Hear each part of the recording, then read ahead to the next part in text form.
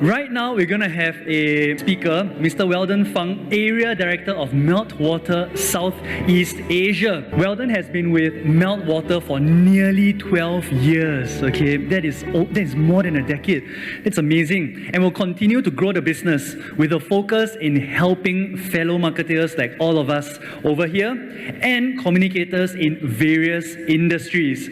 So he will be talking about the evolution of influencers and communities, but more importantly, how effective partnerships can fuel your affinity brand in 2023. And with that, let's give Weldon a round of applause for taking the stage. Hello Manila, kamusta Manila. So I want to first admit and recognize that I am overdressed for the event. I figured I had purchased this barong the last time I was here for another event, so I thought I'd give it a few more mileage, right? So thank you very much for accepting me today, and thank you very much MARKETECH for having me in Manila. A little bit about myself. My name is Weldon. Some people like to call me Welly once they get to know me, and I am the Area Director for Southeast Asia for Meltwater. I do live and reside in Singapore, but I'm actually originally from Vancouver, Canada, home of Lululemons. I'm sure most people have a pair by now. Home of Ryan Reynolds, Seth Rogen, and even Harry and Meghan Markle for a little bit, right? What brought me to Asia Pacific? Meltwater brought me to Asia Pacific. I spent about 3 years in Hong Kong, the last decade now in Singapore, between Singapore and Malaysia. What's kept me in this part of the world? My partner has kept me in this part of the world, but the food has kept me in this part of the world as well. That right there at the top right is my rescue pup for the last 4 years, very dear to our family. And one thing that I'm really passionate about is new economy ideas, as well as new technologies that are really changing how we operate and work. So anyone interested in talking about large language models and ChatGPT, be happy to take some conversations at the tea break with you guys later. But a little bit about the company I work for. Meltwater harnesses the world's data so that we can unlock our customers' competitive edge. We work with 90% of the world's leading brands, and we are always #1 or leader in the categories in G2 Crowd for marketing and communication software. In fact, we're the only provider across the Philippines and Southeast Asia to be able to provide a media intelligence and journalist database, a social listening and analytics tool, a social community management tool, an influencer marketing discovery and marketing platform, and consumer insights and audience planning all in the same place. So to kick off the presentation today, really excited to announce the launch of our Global Digital Report of 2023. So if you're not familiar with this report, this is the compendium report that's launched every year and is the most referenced and authoritative report out there that touches on all things digital as well as social media. We're very proud to be able to do it this year with We Are Social, as well as Simon Kemp's Kepios. Across 2023, we will be presenting quarterly reports that will be more thematic, but also deep dive into any updates that come along the way across the markets. And to kick off, what I wanted to do was to provide some top insights where we dive into the items for the Philippines market. So there's a few key ideas that we come away with this, right? The first one, and we probably know this already, is that the Philippines is obsessed with the internet. And when I mean obsessed, you guys are the third most global time spent online. We'll look into some of that data later. Also, across different categories around social media usage, you are top 5 in almost all these categories. Beyond that, what we are seeing now is that there are trends where people are spending less time as an average across the world on the internet. And that's not surprising. We've come out of the pandemic, and it's probably better to spend some time with your barkada at a bar or a coffee, right, rather than scrolling mindlessly. So we are seeing a decrease in the total amount of time spent on the internet. But what this means is that people are becoming more selective of what they go through on the internet. So it's all about quality over quantity. The other thing that's really interesting, and I think the Philippines is kind of an early adopter here, is that brand research almost happens first on social media now. right? So people go to social media to find out more about brands, more about products first than anywhere else, even before search engines and their own websites. And the last bit here that's really interesting is that influencers and creators, they hold real weight in the Filipinos' decision-making process as well. And that's what we're really here to talk about today, right? I'm going to go through some of this data really quickly just so you guys can get an understanding of what we're seeing. When it comes to daily time spent on the internet, you can see here the Philippines is the top 3. Now that's actually a drop in number. You guys were number 1 for a while, but that's now behind Brazil and South Africa, right? But still very much above the global average, which is only 6 hours. What we're also seeing is daily time spent using social media. It's well above the global average, almost an hour plus over, right? 3 hours and 43 minutes there. This is the one that's interesting. We're seeing a global average drop in time spent online for the first time in many quarters. And that's a really interesting point because in the last few years, we've had the pandemic where the only option that people had was to go online. But of course, we're now out into the real world. We're all here in person today. So that speaks to some of the reasons as well. Now, beyond that, here's the percentage of people spending their time online for brand research. As you can see, again, top 3 in the category, at 66.5% there. But the main reason Filipinos are going online and to social media, in fact, it's content. Let's take a look at this here. Reading news stories, finding content such as videos, finding inspiration for things to do and buy, and seeing what's being talked about. This is all about finding content that's on social media. And this is a really important point about what we'll talk about in a bit. And then when it comes to brand research for social media, again, very high levels, 81% they use any social media at all, 57% almost use social networks.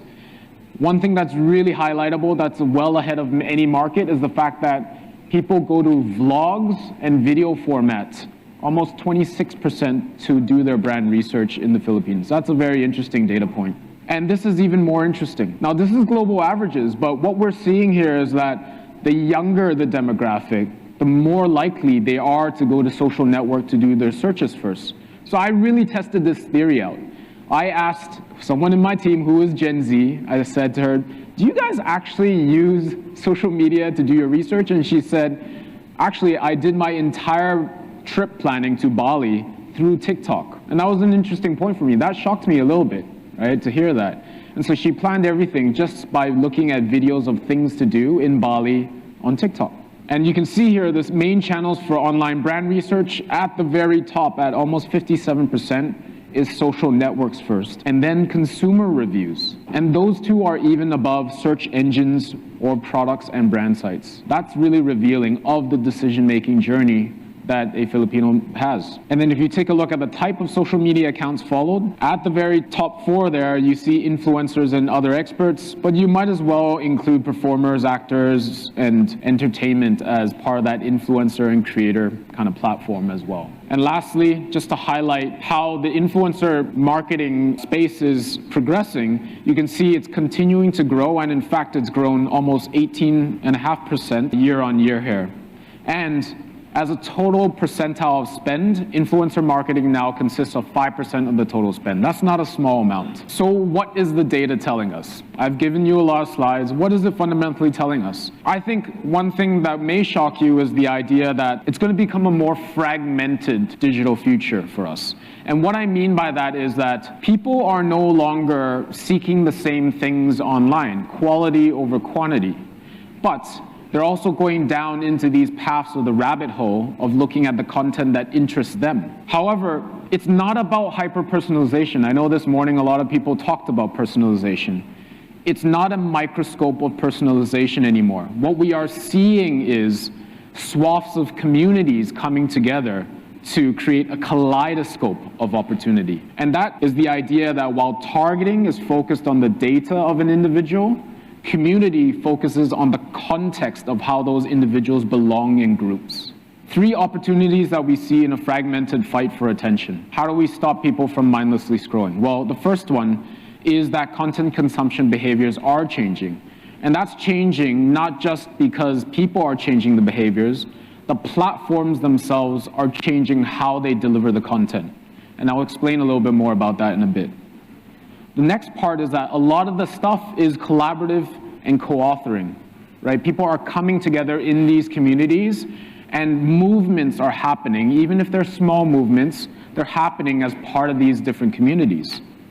And the last bit here that's really interesting is that ad fatigue is happening, but the opportunity in this, particularly for the Philippines, as you saw, was social media as well as consumer review is top in the decision-making process. That means that social proof is the way out. Credibility built within user-generated content is the way out for us to fight and combat ad fatigue. What does that mean? Content actually becomes king now, right? We've always said this, but content actually becomes king, but it's not a king of a unified kingdom. Think of it more like fiefdoms. The content becomes king of the topic domain that it's fitting for that community. What's happening? Why is this happening? Well, first of all, your social feeds have changed. They are no longer from your social graph. What do I mean by social graph? Social graph is essentially your friends, your family that you follow, or just general people that you like to follow, right? That's changed to now being interest-based algorithms. Meta and Zuckerberg himself has said that we need to change with that time of what TikTok was doing. They are now serving content up, particularly those reels and stories based on interest. The other part is, while we are moving away from personalization, we need to solve for communities and influencers. And I'll talk a little bit about why that is. What's causing some of these changes? Let's take a little bit of a bottoms-up approach. The first part is that in the online world, there's a huge distaste for normality. The more normal things are, the more people kind of scroll away from it. And so I call this the norm core. Anything that's really normal, people don't really have an interest anymore. What they are doing is that they're pushing to curate an identity that's at the edge. This image up here, some people might recognize it. It's Bondi. It's an app where you can kind of customize how your avatar looks like, right?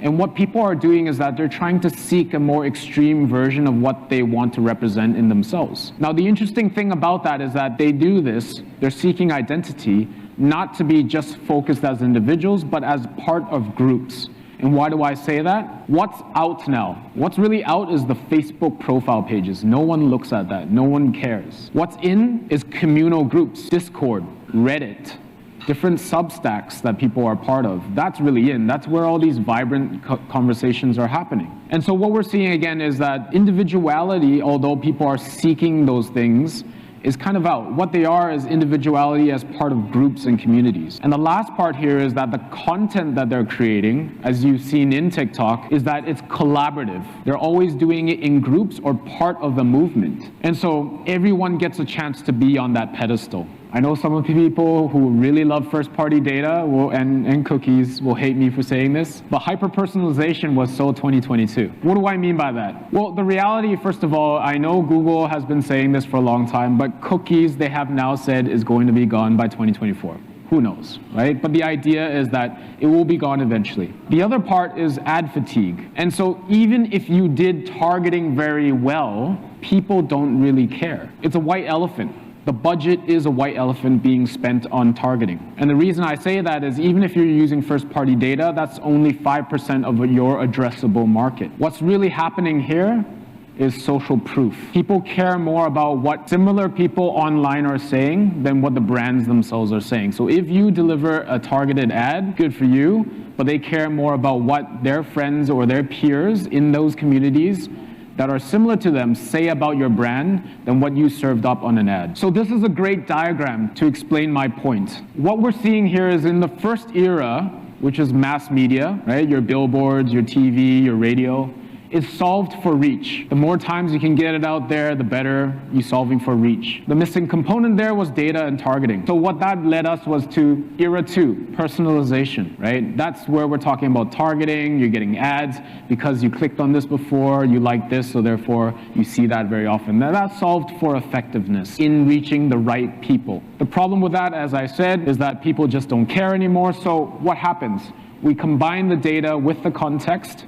And what we realize is that context equals communities. Individuals don't belong on an island, they belong in communities. And what you're seeing here is that in the third era, when we solve for communities, we're trying to solve for influence within those communities. Within each tribe, we have tribe leaders or chiefs, right? We call these influencers and creators. What was developed out of this? Well, McKinsey, brilliant consulting group, developed something called the community flywheel. And there's really 5 key elements that we need to look at when it comes to the community flywheel. So the first one is the fact that you need to know your community and what appeals to them. So I think Francis from Globe mentioned, it's all about your people.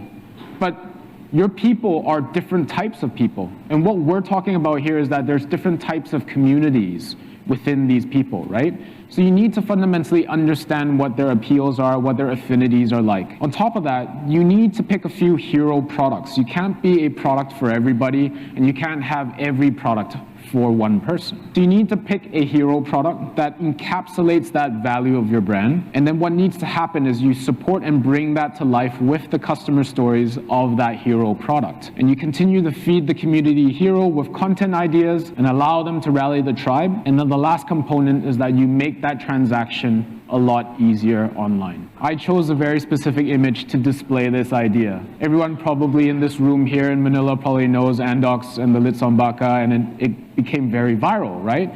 Well, one thing to know was that they actually tapped into a whole different groups of communities. If you type into YouTube today and take a look at Litsombaka Andox, you'll see tons of mukbang videos. And I think this is a great way of displaying what they've done for a community flywheel. You have a hero product, you have tons of different communities involved in it. The only thing that's missing is the piece that's in purple, making transactions easier online. We at Meltwater, we fundamentally believe that it's really important to understand your communities, not just with first-party data. Again, that's 5% of your addressable market. What you need to do is to take a look at third-party social data and start to identify using inferential conversations, deciding what kind of affinities and groups they belong in. Maybe they love K-pop. Everyone seems to love K-pop in the Philippines. Or maybe they love celebrity shows. Or I think there's these like famous couples that always have their own Instagram handles for whatever reason here, right? So it's important to understand those brand values and the cultures that exist within those communities. Beyond that, how do you find the right creators and the type of content for that? Well, if it's food related, you can see maybe there's mukbang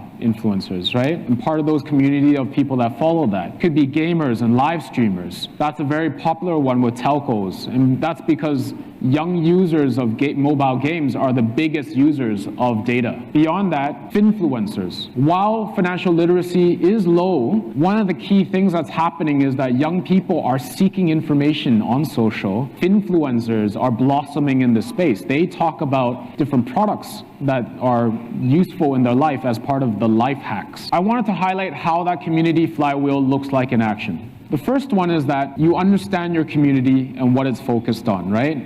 You then select your hero products. What's important then is to create talkable, incredible brand stories out of that. And then you create an engagement and active community through those different UGC that's happening from the talked incredible brand stories. From there, you then create effortless transactions online. And then it begins again because they're taking a look at the user-generated content. That decision-making process is shortening, and they're creating their own UGC as a result of that. So I wanted to highlight a really good example of the community flywheel content that a brand from Singapore has exploded across the region. Okay, soon as I stepped in the club, I hit up the back, show my niggas some love. Hit the restroom up when I'm finished, to sing some bird I ain't seen in a minute. She's like, babes, where have you been, honey? What it look like, bitch, getting this money, buying more clothes. I look nice, right? You be in that big shit, and I seen yours twice. Your shoes, you weaving your... The reason I say this is actually really good content for them is that they have a hero product. It's the dresses from Love Bonito, in case people didn't know what the brand was. And what's the biggest fear for people buying clothes online? It's gonna look like a lampshade. The horror stories of the Shopee and Lazada purchases that just didn't look right, once it came. I think this is a great story to kind of break that and dispel that. It's showing a hero product, it's showing someone that loves the product. In real life, it fits exactly the same. And she doesn't have a huge following, but the following that she has are people that are genuinely curious about her and what she does, right? And so it's not about having one mega influencer. It's about having many of these different individuals as part of a community that create a wall of brand awareness, right? And from there, the decision-making process for the product is already happening. They're saying, oh, it looks great. From what's online to what's happening in the store, it's exactly as it should. So that decision-making process is shortening already. To highlight this in a mega level, I want to bring a case study of how Community Flywheel was brought onto the world's biggest stage.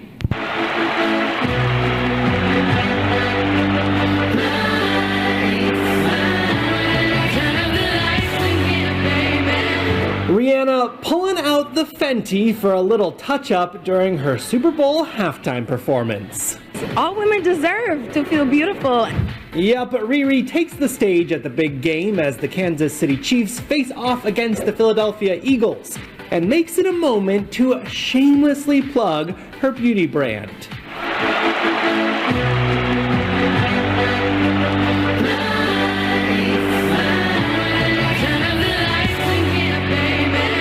Leading up to the Super Bowl, Rihanna's company's socials got in the game day spirit too. The event marks the star's highly anticipated return to music after spending 7 years focusing on building her business empire.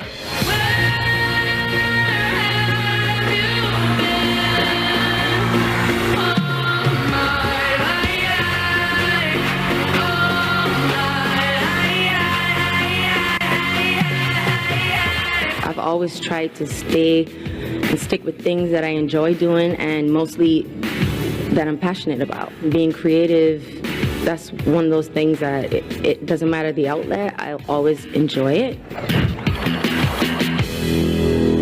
In case you guys didn't know, Riri wasn't paid for that performance. Not a single dollar. But what she got out of it is 13 minutes on stage. Do you know how much people pay for 30-second spots on the Super Bowl? $7 million US. And she got 13 minutes out of it. But if you think it was a simple product placement, it wasn't. They activated the Fenty army. And what you could see here, and we've picked up as a result of all the social listening that we've done, was they activated their entire community just for this large event because they knew that they had a moment in stage. And what we can see here is millions of impressions, hundreds of thousands of engagement just from one community influencer that they have here, right? 300,000 engagements. And what this is saying to us is that if you implement the community flywheel at a very effective manner, you can get the results that she's getting. Obviously, she's got a much bigger stage here. But you can see here is that searches for Rihanna's Fenty Beauty soared 833% after she promoted it during the Super Bowl. She didn't explicitly say, here's my product, here's Fenty. She activated the Fenty army, right? So what are we saying in summary? Well, I think the first thing is that the content must come with context, right? And that's really targeting the communities you want to work with, where the creators are going to be solving for influence, because every tribe has its chief. Relevancy at the edge is recency. Trend jacking is already a norm, and I know you don't need to trend jack everything, but people are doing it already. But one thing that's really important is if you can become the trend itself, what you need to do is to do it together with the people in your community, because together is better. Together is always better. That's it from me, guys. Thank you very much. Weldon, you mentioned about hyper-personalization and also content campaigns that is community-led. To me, I see it as hyper-obsession, because when communities are led by creators or people who are actually creating, they are obsessed about their product, they are obsessed about their service, and the way that they do campaigns are very different from how brands does it. Okay, let's be honest here. Brands, like I mentioned just now when I had a conversation with Danny, a lot of times the campaigns are just servicing the 5 people at the top, right? So my question for you, from a virtual attendee, because influencers having their own personalities, they're having their own characteristics, how should brands then evolve together with these influencers so that they can have a targeted campaign? I think this is really interesting, and I think the key thing here in my messaging is that to evolve with those creators is that you make it co-creative, you make it collaborative. And that means that you do not necessarily take the direction on absolutely all the content that's created. You actually work with those creators to build out what that content could look like, because they know their audience the best. They know what speaks to that audience the best. So if you decided that this is the copyright, this is what we're gonna say, this is the visuals, they're gonna tell you thanks, but no. Number one, they might not want to work with you if you do that. The second one is no, because I know what my people like the most. So in fact, this process has to happen as a co-collaborative process. You cannot be the one to seek ownership on absolutely all parts of it. And that's really important to understand when you're working with your creators for the communities that you want to target, because they know it better sometimes than you do, right? They have a following as a result of that, right? Really funny story is Mr. Beast, I think he's called. He's really well known, right? And he said that because of $7 million for 32nd placement in Super Bowl, he says, if anyone wants to reach more than 100 million people for less than 7 million, come to me, right? And that's because he knows his audience and what he can target. And so I think that's really important to understand, is it's a co-creative process. It's not you deciding and telling the creators what to do. That is actually a very, very good response, because if the creators, right, have that kind of power, I believe that the future of marketing, especially what's next, 2023, it will really be community-led, it will be creator-led. But question, Weldon, based off the data that Meltwater has amassed, do you think that brands are able to drastically change the way they execute, the way they treat their campaigns to fit the creator landscape and influencer partnerships? Yeah, so I think to address this, it's not so much an issue of what data you have in the background. I think fundamentally, every company has the ability to do it, despite how traditional they might be. And that speaks to the idea is that you're targeting people. Your end stakeholder is your consumer at the end of the day, right? So fundamentally, you need to speak to them. And if you're not speaking to them, then you're speaking to no one other than yourself, maybe in the board of directors, who don't really buy your product as often as these consumers anyway. At the end of the day, what's really important is that every company can do this. Fundamentally, what they need to do is to decide on a few things. Number one is, what are the right communities that exist already within my brand affinity or my kind of swath of people that are interested in my brand, right? From there, you then decide, okay, there are certain communities that are a little bit more fervent about it, and then work with those creators to build that out, right? Even very traditional businesses like FSI or financial services have an opportunity in this. I spoke a little bit about finfluencers. That's a perfect opportunity. And they target a young and growingly affluential demographic. The young people who are starting to build up their income want to figure out how they can have a good life in the future. And a lot of that has to do with like life hacks, or it has to do with, how do I make passive income, or how do I protect myself in the future?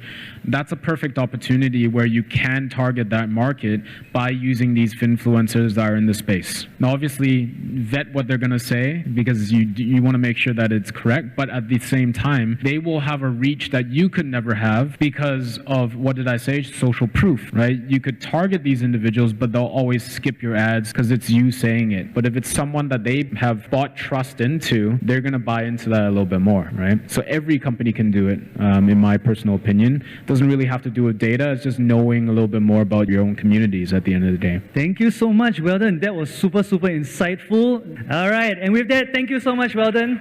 Thanks so much. All right. So, like he said, content is king, but distribution is queen. So you need to treat all your micro influencers and micro moments as queens, okay? Because they will be the one distributing your content.